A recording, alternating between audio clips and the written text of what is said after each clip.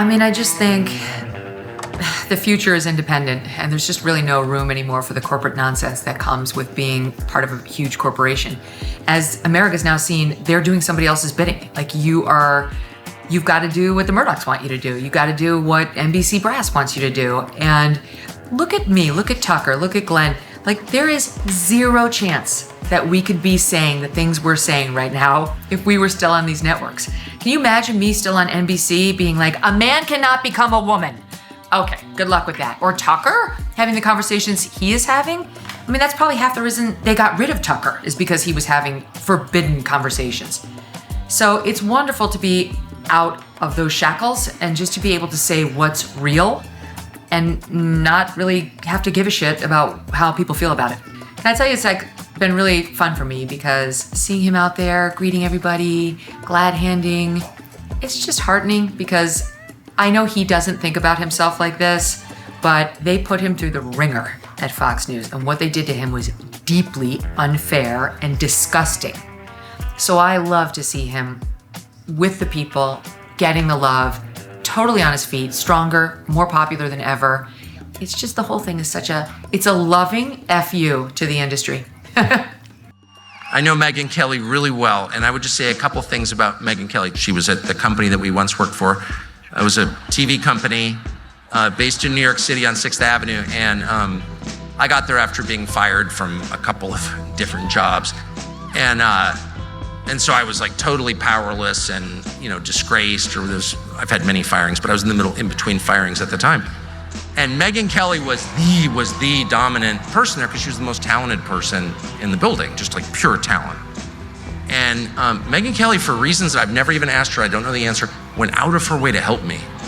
I didn't even really know Megyn Kelly, but Megyn Kelly went out of her way, and I mean out of her way, like at risk to herself, like in some meeting, I don't know that guy, he's kind of a buffoon. No, he's good, you should promote him.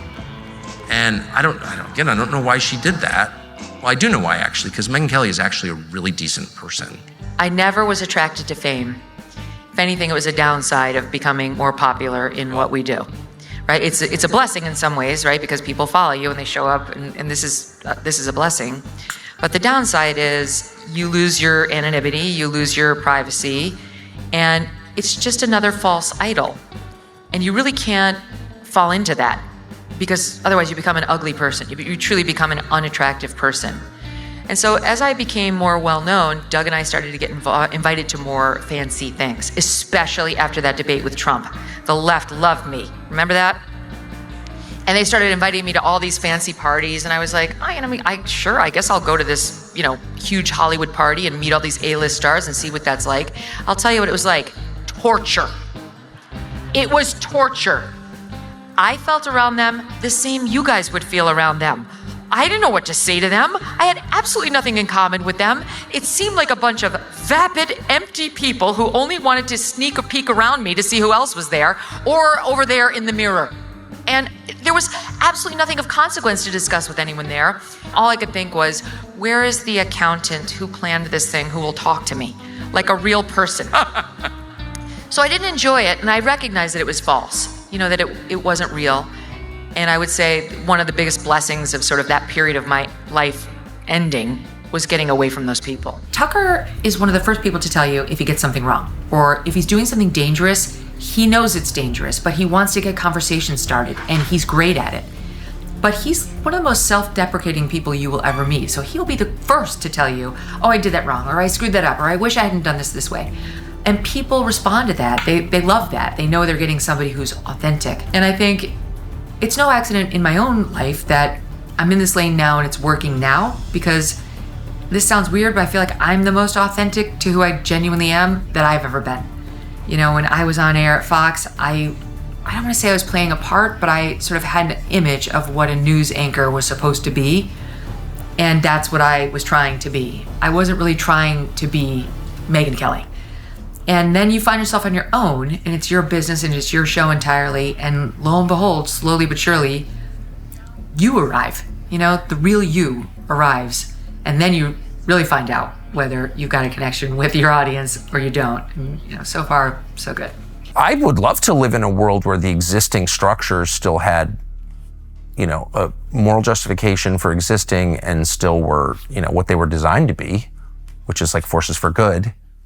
I'd love to live in a world where NBC and CBS and ABC, I've worked at all of them, and CNN and Fox News and all this stuff, they have the infrastructure. They've got billions of dollars. They've got many decades, 100 years in some cases, of history and accumulated knowledge. Like, it would be great to live in a world where our legacy media were still media organizations, but they're not. They're propaganda outlets whose only purpose is to control you through lies. And so it's by necessity that alternatives have arisen. I mean, there's just been no choice. All of them, every single one of them is advocating for some unjustifiable war or other, trying to convince you that it's okay to go watch your kids get killed, not just your sons, but also your daughters, just to underscore how evil it is. There's no option but to build something new. And what's amazing to me is how effective it's been. It's been a little bit easier than expected. Now, I knew it was necessary. I mean, I worked at every one of those places, so I knew how deep the rot was. I just got fired again. So I didn't actually have a chance to work at them because they're firing me. But the great thing, the beautiful thing, the unexpected thing is learning that you don't need to work at them. Actually, their reach is smaller than, and really so much credit goes to Elon Musk, obviously, for this, and to Joe Rogan for this. Joe Rogan for basically single-handedly inventing a brand new genre called podcasting. Joe Rogan did that. I mean, I happen to really love Joe Rogan, but even if you hated Joe Rogan, you'd have to give him credit for that. And even if you hated Elon Musk, you'd have to give him credit for changing the media forever, simply by allowing free speech on his platform at scale. And so it used to be when you got, when I would get fired, leave one big, billion-dollar publicly traded company to move to another billion-dollar publicly traded media company, you'd think, damn, I'm running out of billion-dollar publicly traded media companies to work at. There aren't any options. And I had a lot of children, and despite common perception, no one inherited wealth, and, I had to make money. And so, wow, it gets a little scary. And the idea was, you could get fired and just disappear, which is of course bad for your ego, but more importantly, it silences your voice. And if you've got, there are a lot of people on television who are just there because they want to be famous and collect a paycheck, okay? It's okay if we don't hear from them again. They should go do something useful with their lives. But there are some people, Megyn Kelly, for example, Glenn Beck, these are people, whether you agree or not, they have something to say. They really mean it. They do it for free.